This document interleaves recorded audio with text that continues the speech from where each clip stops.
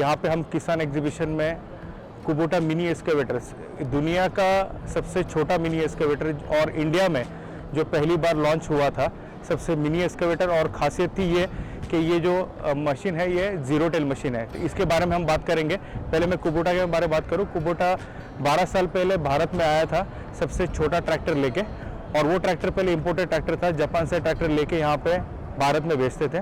उसके बाद उनको जब जैसे जैसे आगे बढ़ना चाहा तो उन्होंने बड़े ट्रैक्टर्स में आए। बड़े ट्रैक्टर्स में आने के बाद उन्होंने 10 साल पहले मिनी एक्सकेवेटर का रेंज इंडिया में लॉन्च किया। जब लॉन्च कर रहे थे तो उन्होंने यही सोचा कि जो छोटा ट्रैक्टर में किया था, जो छोटा ट्रैक्टर में सबसे यूनिक कंसेप्ट उन्होंने किया था कि छोटा ट्रैक्टर जो खेत के बीच बीच में से चले जाए, वैसा उनको ये चाहिए था कि मिनी एक्सकेवेटर भी ऐसा ही रहे जो खेत के बीच में से जाए और कम जगह में, तंग जगह में काम करे, जहाँ पे सिर्फ लेबर का वर्क है, वो लेबर रिप्लेस करके हम मशीन को कैसे यूज़ कर सकते हैं। तो ये था कंपनी के बारे में और जो लॉन्चिंग किया उसके बारे में। अब मैं बोलना चाहूँगा कुबोटा मिनी एक्सकेवेटर के रेंज के बारे में। तो कुबोटा का मिनी एक्सकेवेटर जो रेंज है उसमें 3 प्रोडक्ट आते हैं जो इंडिया में अवेलेबल है। उसके लिए थ्रू आउट इंडिया 22 डीलर का नेटवर्क खड़ा किया हुआ है। वेरी स्ट्रॉन्ग डीलर नेटवर्क है जो हर जगह में जाके सेल्स एंड सर्विस देते हैं। हम महाराष्ट्र, मुंबई और गोवा में सभी तरफ जाके सेल्स एंड सर्विस देते हैं। ये जो तीन मॉडल है, इसमें पहला मॉडल आता है कुबोटा U17-3। ये 1800 kg का सबसे छोटा और सबसे बेहतर मशीन भारत का है।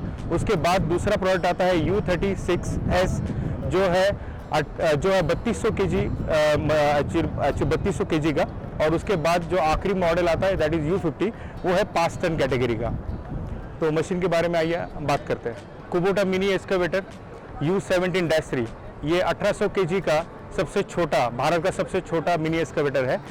इसका इंजन HP है 16.1 HP।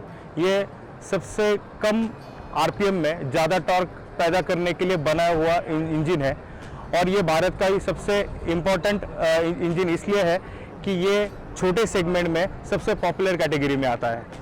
इसका जो मशीन है, ये मशीन का खासियत ये है, ये मशीन जब घूमती है तब मशीन जीरो टेल घूमती है। मशीन जीरो टेल मतलब मशीन का जो काउंटर वेट है वो जब घूमता है तब वो ट्रैक के अंदर ही आता है, वो ट्रैक के बाहर नहीं जाता है। इस वजह से आप कॉर्नर के बीच ये चीज़ें जो एक्चुअली जगह है वहाँ पे जाके डिगिंग कर सकते हैं, आराम से कर सकते हैं। इसका जो ट्रैक है ये ट्रैक अंदर बाहर करने के लिए बनाया हुआ है। जो ट्रैक कॉम्प्रेस हो जाता है तब वो 3.2 फीट का हो जाता है, और जब ट्रैक को बाहर निकाला जाता है तो वो 4 फीट का हो जाता है। इस वजह से बहुत ही कम तंग जगह में अगर हमको दरवाजे के अंदर भी जाना है तो ये मशीन दरवाजे के अंदर जाके काम कर सकती है। यही एक अकेली मशीन है पूरे भारतवर्ष में जो ये काम कर सकती है। बाकी कंपटीशन में ऐसी कोई भी मशीन अवेलेबल आज के डेट में नहीं है जो ये लेवल पे जाके काम कर सकती है। इसीलिए कुबोटा का सबसे इम्पोर्टेंट जो फीचर है वो मैंने आपको बता दिया। फिर जो मशीन कुबोटा का जो बूम है वो बूम डिगिंग डेप्थ करेगा कम से कम 7.5 से 7.25 फीट तक का। तो मतलब हर जगह में जहाँ पे आपको लेबर की ज़रूरत पड़ने वाली है, जो पीट खोदने के लिए या फिर आपको ट्रेंच करने के लिए, वहाँ पे ज़रूरत नहीं पड़ेगी लेबर की। 20 से 22 लेबर एक टाइम पे रिप्लेस हो सकते हैं ये मशीन से। ये मशीन का जो केबिन बनाया हुआ है ये बहुत ही इम्पोर्टेंट केबिन है।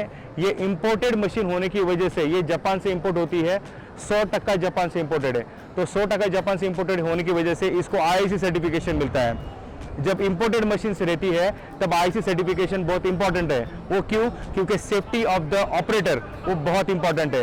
तो ये जो केबिन बनाया है ये सिंगल पोल में केबिन बना हुआ है, और इसका 2 तरीके से ऑपरेटर को सेफ्टी मिलता है और मशीन को भी सेफ्टी मिलता है। एक है रोप्स और दूसरा है फोप्स। रोप्स मतलब जब मशीन रोल होगी तब प्रोटेक्शन मिलेगा, और अगर कोई और फोर्स मतलब अगर कोई ऑब्जेक्ट मशीन के ऊपर या केबिन के ऊपर गिरता है तो मशीन के ऊपर गिरने से नीचे चला जाएगा, ना ही ऑपरेटर को कोई हानि होगी। इसलिए जो केबिन बनाया हुआ है ये बहुत ही सख्त और सबसे मजबूत केबिन बनाया है। अगर हमने ऑपरेटर की सीट के बारे में बात किया तो बहुत ही लग्जरियस सीट बनाया हुआ है। ऑपरेटर कम से कम 10 घंटा ये एक्चुअली मशीन के ऊपर काम कर सकता है।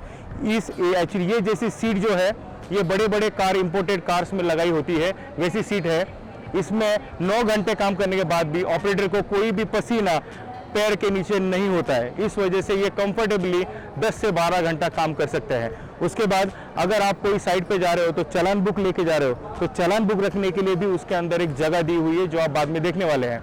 और उसके बाद टूल बॉक्स रखने के लिए, क्योंकि मशीन तंग है, छोटी है, तो ऐसा लग सकता है कि टूल बॉक्स रखने के लिए जगह नहीं है, बट इसमें जगह भी दिया हुआ है, जो आप थोड़ी देर में जगह देखने वालों की, जहाँ पे आपको आराम से टूल बॉक्स के अंदर पूरे के पूरे टूल रख सकते हो और उसको लॉक करके भी रख सकते हो। उसके बाद मशीन का मेंटेनेंस करना बहुत ही सिंपल है। मशीन का ओपनिंग जो है वो वाइड हो जाता है, जैसा ही ओपनिंग वाइड हो जाता है तो आराम से आप सारी चीज़ें, मतलब जैसे diesel filter, fuel filter, engine का कूलेंट चेंज करना हो, वो आराम से कर सकते हैं, उसमें कोई भी आपको तकलीफ नहीं आएगी। इसका सर्विसिंग इतना सिंपल है कि कोई भी ऑपरेटर या कोई भी जानने वाला, मशीन हल्का सा नॉलेज होने वाला भी बंदा इसका सर्विसिंग कर सकता है। इसको सिर्फ 19 रुपये लगता है पर घंटा मेंटेनेंस करने के लिए। जब हम इसको कंपेयर करेंगे जेसीबी या बैको लोडर के साथ, मैं नाम नहीं लेना चाहूँगा, मगर बैको लोडर के सेगमेंट के साथ, तो बैको लोडर में इसका मेंटेनेंस कॉस्ट आता है 92 रुपीज़ का, मगर ये मशीन का सिर्फ जो मेंटेनेंस आता है वो 19 रुपये का आता है। तो अगर आप कंपेयर करोगे ये मशीन को हायरिंग सेगमेंट में भी यूज़ करना, तो आप आराम से कर सकते हो, there is no problem at all.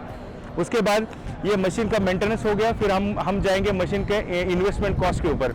Investment अगर कॉस्ट जाएंगे, डायरेक्टली कॉस्ट बताने से अच्छा है मैं आपको कंपैरिजन बताऊंगा। अगर जेसीबी का कॉस्ट आपको तकरीबन 100 गुना जाता है, तो इसका कॉस्ट आपको तकरीबन 80% जाएगा, तो आपका कॉस्ट भी बच रहा है, आपका 20% सेविंग हो रहा है इन्वेस्टमेंट के पैटर्न के ऊपर भी, तो आपका ROI मतलब रिटर्न ऑफ इन्वेस्टमेंट बहुत ही जल्दी अचीव हो जाएगा, जिसकी वजह से आप अच्छी तरीके से एक बड़ा बिजनेसमैन बन सकते हो।